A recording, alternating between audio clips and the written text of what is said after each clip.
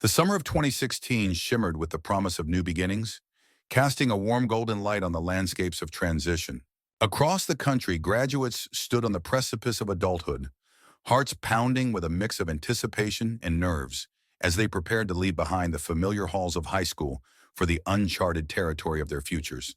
For 18-year-old Ashley Doolittle, June held the sweet taste of freedom, the air filled with the scent of blooming wildflowers and the sound of laughter echoing from backyard parties celebrating the end of an era.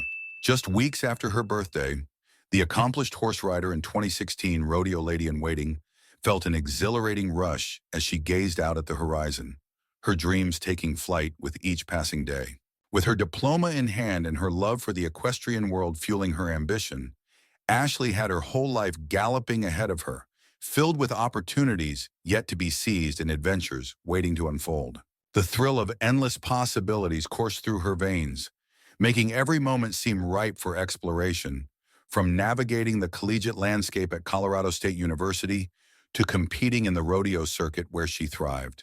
Ashley had just turned the final page on her high school chapter at Berthoud High, her diploma a hard-earned testament to years of dedication and perseverance.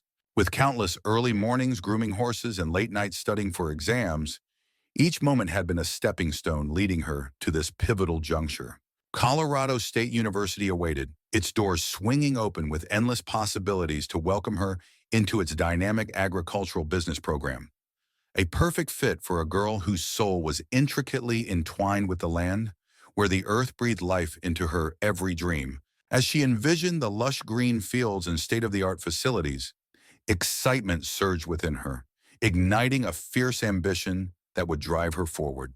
Her parents, Anne Marie and Jeff Doolittle, stood proudly by her side, their eyes glistening with joy and pride, their hearts swelling with the dreams their daughter was about to chase. They were more than just supportive figures. They were the very architects of her aspirations, nurturing her love for agriculture and horses since she was a child, instilling in her the values of hard work and commitment that would serve her well in the chapters to come. Ashley's world revolved around a trinity of passions: horses, agriculture, and a burning desire to leave her mark on the tapestry of life. From the moment she first sat astride a spirited pony at the tender age of 5, horses transcended their role as mere animals.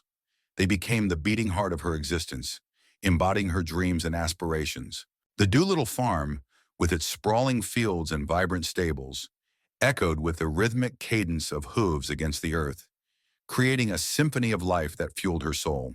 It was at this sanctuary, surrounded by the tranquil beauty of nature, that Ashley meticulously honed her skills, mastering the art of riding. Outside the arena, Ashley's life was intricately woven together with that of Tanner Flores. Their fates converged in the bustling halls of high school, a vibrant backdrop filled with laughter, locker slams, and youthful dreams. Ashley, a determined go-getter fueled by her ambitions and aspirations, found herself drawn to Tanner, a local dropout who had chosen a more practical path alongside his father in the family business.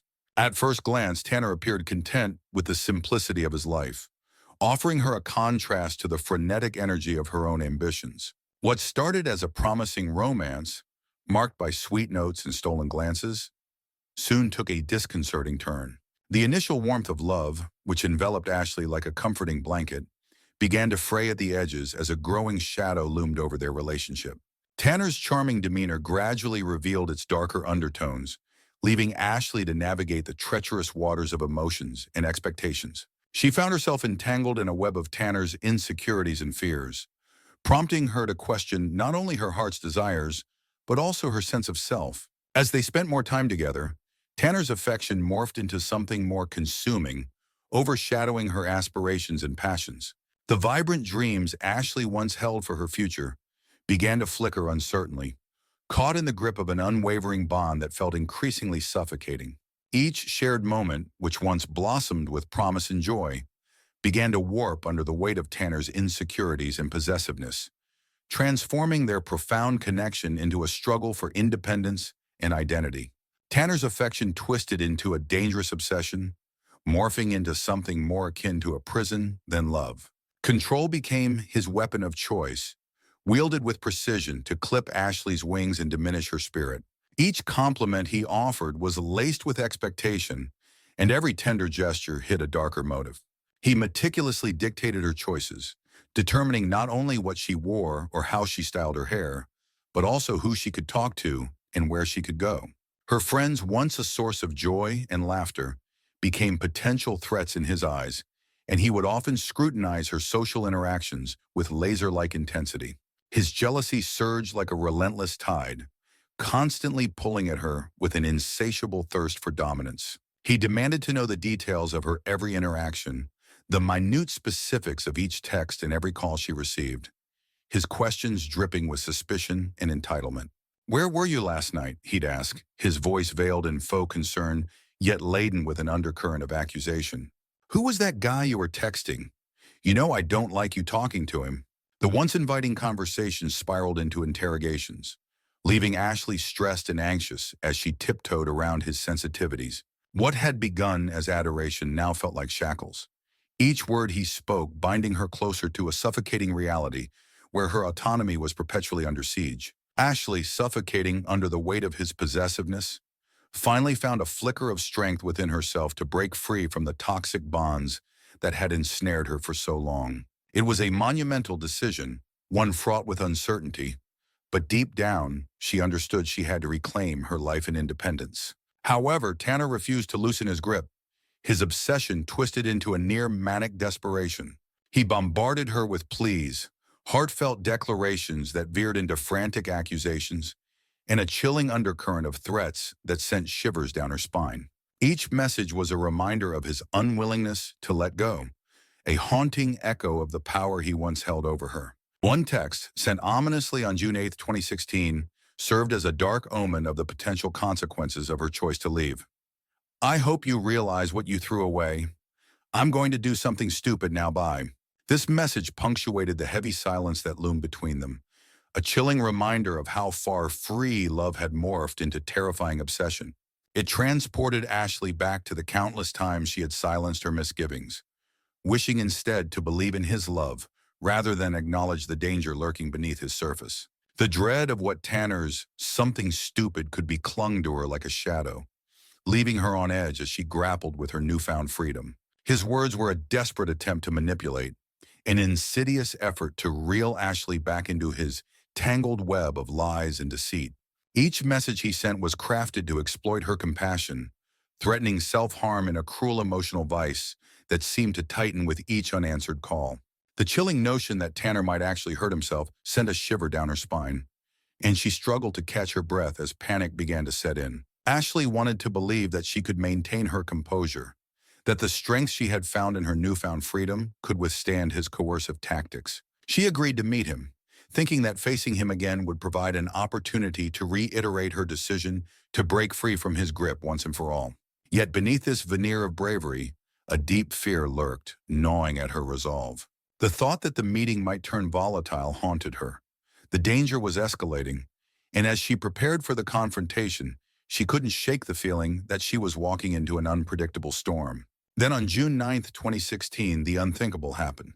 Ashley vanished without a trace. She had planned to meet a friend at the reservoir, a picturesque spot known for its calm waters and serene surroundings. A supposed drive to the secluded Carter Lake that was meant to foster reconciliation after a recent fallout. Yet unbeknownst to Ashley, these details of a peaceful get-together had morphed into something far more sinister, a carefully laid trap that would seal her fate. As the sun dipped below the horizon, casting long shadows over the landscape, hours bled into worry and uncertainty. Frantic calls went unanswered, and an abiding sense of dread settled over her loved ones. When Ashley's parents arrived at the reservoir, their hearts sank at the sight of her abandoned car sitting alone in the parking lot, doors ajar and belongings still inside. Fear quickly spiraled into panic, a visceral knot tightening in their chests as the chilling reality set in. A search for their daughter was about to unfold, one that would unravel hidden truths and painful secrets in their small town. Amidst the gathering night, the echoes of their desperation began to ripple through the community, igniting a relentless pursuit to find Ashley before it was too late. The investigation quickly zeroed in on Tanner, a young man haunted by his inner demons. Friends and acquaintances began to recount tales of his increasingly erratic behavior, marked by bouts of paranoia and distress that had overtaken his once vibrant personality. This descent into despair was alarming. Whispers in the community suggested Tanner had been struggling with the pressures of life and unresolved trauma from his past. But a chilling discovery at Tanner's family home twisted the case into a darker shape. One of his father's firearms was missing, an unsettling reality that raised the stakes and sparked a flurry of concern. With each passing hour, the shadows of fear loomed larger as the search for the missing girl spiraled into a desperate race against time, fueled by an urgency to prevent the unthinkable from occurring. A haunting reality that seemed closer with each tick of the clock. 5 hours away in the quiet town of Colbrand, Colorado, an unsettling scene was unfolding. Tanner's truck, an old rust-covered vehicle that had seen better days, was spotted parked in a secluded area near the dense woods that framed the town. A vigilant wildlife ranger, known for his sharp instincts and unwavering dedication, observed the surroundings with a keen eye. His observations painted a horrifying picture. Blood-stained rags discarded haphazardly among the underbrush, each one a grim testament to the violence that had transpired. In the corner of his vision, a blanket lay forlornly, concealing a grim secret that had been hastily carried from his grandfather's house. A familial connection that seemed to deepen the tragedy. As the ranger's heart raced, the air thick with palpable tension, he made the fateful decision to alert law enforcement. The search for justice was underway, and the law closed in. Their determination fueled by the urgency of the situation and the chilling belief that time was of the essence. Every moment counted as they raced against an uncertain fate that threatened to spiral out of control. The blanket, unwrapped with a trembling urgency, revealed the devastating truth that shattered the fragile atmosphere of hope. Ashley Doolittle, only 18 years old and brimming with dreams of the future, lay lifeless before them, her vibrant spirit extinguished. The cold reality of her death was underscored by the grim evidence. 3 close-range gunshots that echoed the betrayal she had suffered. In the haze of love and trust, Tanner Flores, the boy who had professed to cherish her, had morphed into her killer, casting aside all notions of loyalty and affection. His once warm declarations now felt like daggers, piercing through the hearts of those who had known Ashley's laughter and light. The community, still reeling from the shock, struggled to comprehend the brutality of her fate, as the chilling revelation forced them to confront the darkest corners of human emotion. In the aftermath of that fateful day, a grotesque narrative began to emerge from Tanner's lips, a twisted fabrication in which he claimed that Ashley had turned the gun on herself. This desperate and chilling attempt to shift blame highlighted the depths of his deceit and denial, revealing a mind racked with guilt yet unwilling to accept accountability for his actions. The investigators, seasoned in the art of uncovering the truth, saw through his elaborate web of lies. They recognized the desperate undertones in his narrative, a reflection of a young man scrambling to evade the jaws of justice that were closing in around him.